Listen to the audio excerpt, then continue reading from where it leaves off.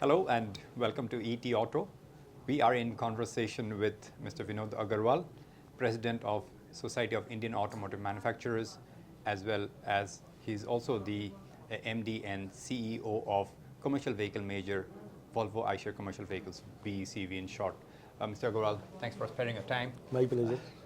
Tell us, at the industry level, currently, like you mentioned in the inaugural address, the automotive industry for the first time touched the 20,000 crore 20 mark. lakh crore. Yeah? 20 lakh crores. Sorry, 20 lakh crore mark.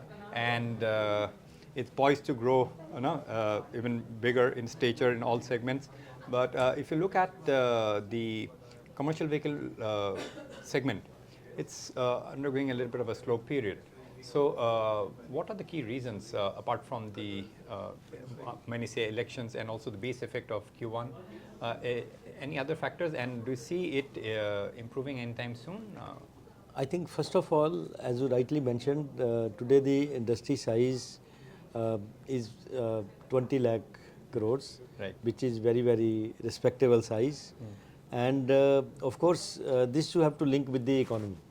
Our economy is now the fifth largest economy, around $3.7 trillion, and likely to become the third largest and $5 trillion economy. So therefore, the auto industry has very, very bright future. So that I think you can say in the short term, you can always see some ups and downs. But as far as the overall industry is concerned, overall industry you are going to see very, very bright future. On a CAGR basis, if you take a view for next 5 to 10 years, I think this industry is absolutely is going to do very well because the economy is expected to do very well.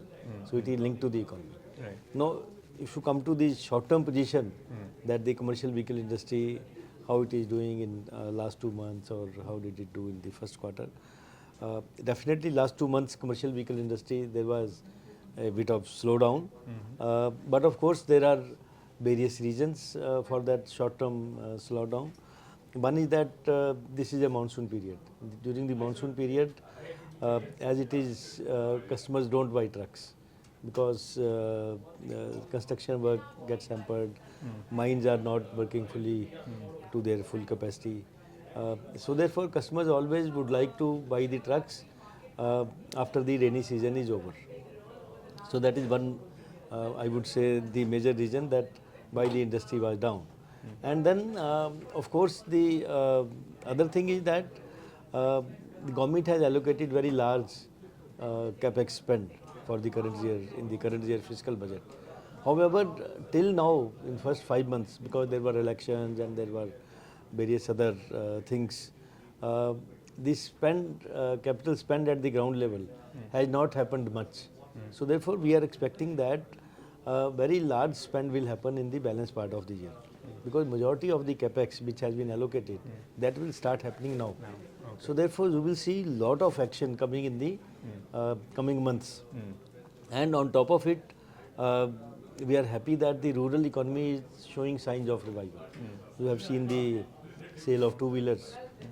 There is good traction in the scooter sales in last few months. Right. So therefore, rural economy is showing signs of revival. Monsoon is better, it's good. Therefore, we are expecting we will have a good festive season. But at the annual level, at the annual trend, I think commercial vehicle segment at best could be flat, it seems, at the industry level, according to some. You know, you can't see always from the numbers.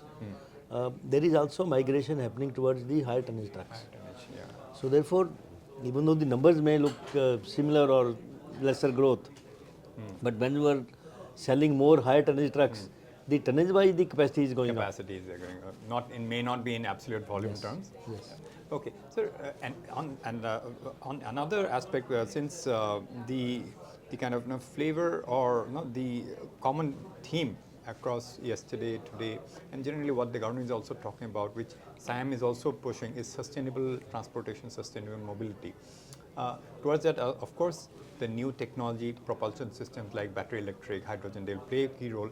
But at the same time, the interventions like scrapping, for example, will be very crucial, and also filtering out, let's say, more polluting vehicles, like something like BS3, BS2.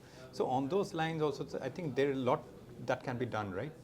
Definitely, I think along with the growth, the good thing is that the transformation is happening along with growth. Industry is growing, and at the same time, transformation is happening towards sustainability and decarbonization.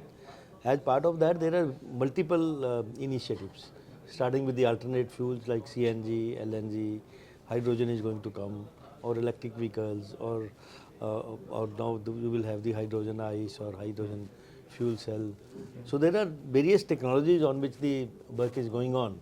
So you will see gradual migration happening towards the cleaner fuels. So that's going to happen. The incentive of 3%, for exchanging vehicles in terms of in exchange of scrapping, can that be better? Because That's at the industry level, are there any deliberations happening at SIAM? No, that's basically now industry has taken the initiative, or all the companies have taken the initiative that okay, if the customer comes forward for scrapping, then we will give him, if anyone scraps a vehicle against the proof of scrapping, we will give him some discount.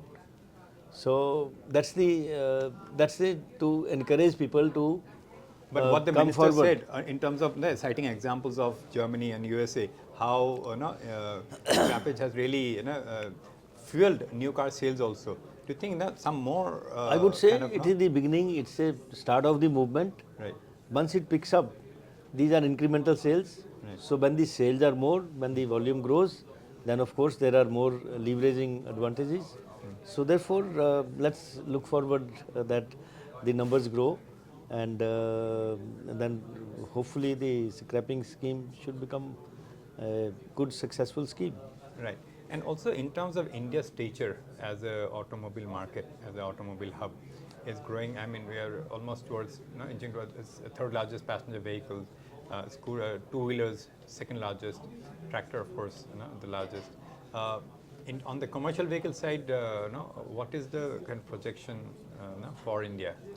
Commercial vehicle is also as of now, it's the third largest market in the world, and since the economy projections are very good, we are talking of 3.7 going up to 5 to 7, and if you go to Viksit Bharat 2047, we are talking of $35 trillion.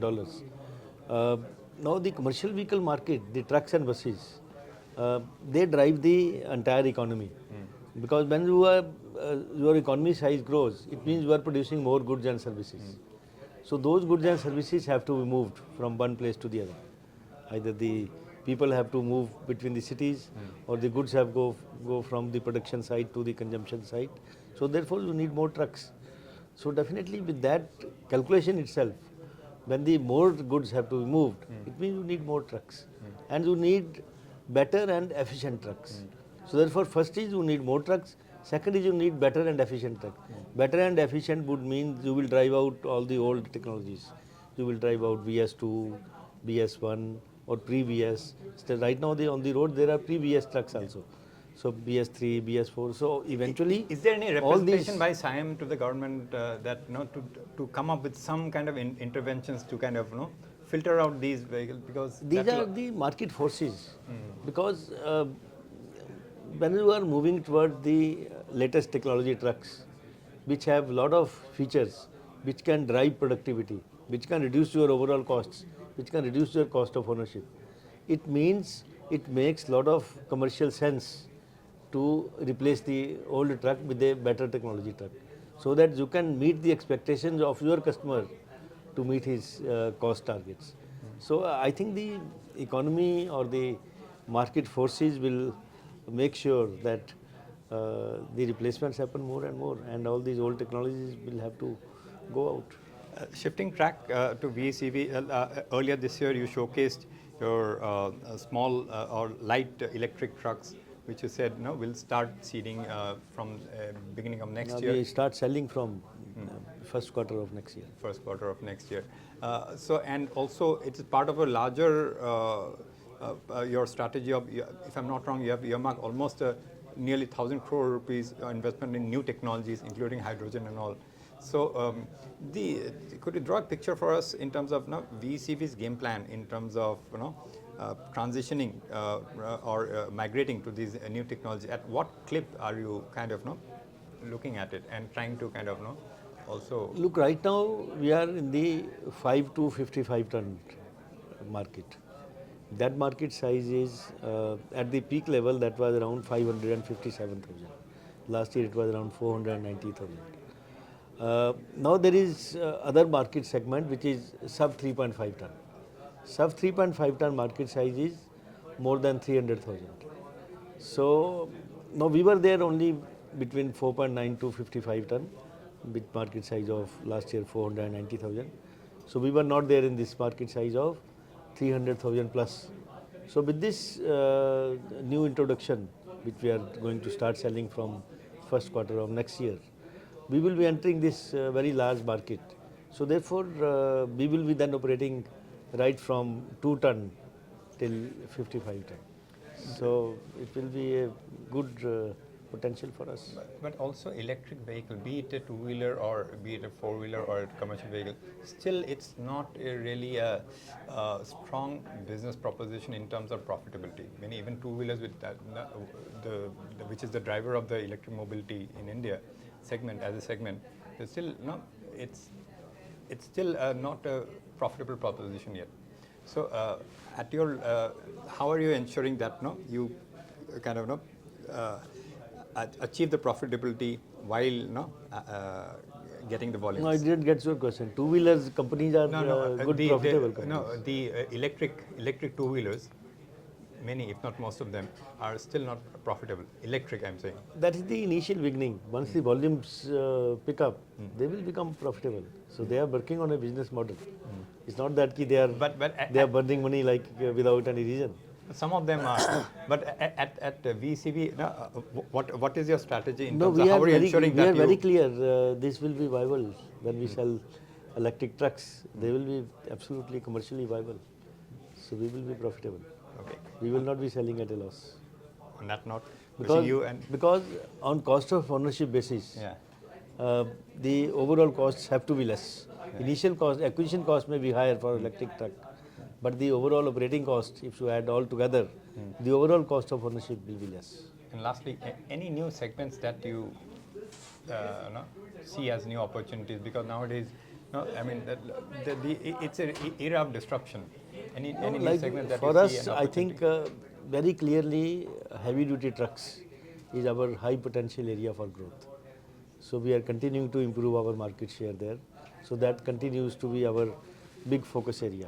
That we have to sell more and more tractor trailers or haulage trucks, long haulage trucks, or construction trucks. So we have to sell more numbers. We have to penetrate more. We have to get more customers, because right now our market share is still very, very less. So therefore, that is one area of growth. And the second area of growth is now the small commercial vehicles, where we are going to introduce. So I think there are enough areas where we can grow, because we are still not a very big company. What is your team striving for? What is the vision or target that you've given them to achieve? I would not like to put a number on that, but of course I can tell you that we are working on a very good growth strategy. On that one, Mr. Aggarwal, always a pleasure talking to you. Thank you for your time. There you heard Mr. Vinod Aggarwal, President of SIAM and MD and CEO of VECV, sharing about the overall Indian automotive industry and how things will progress here, also in terms of new technology adoption, and of course, VECV's own growth strategy. On that note, thank you for watching this interview. Goodbye.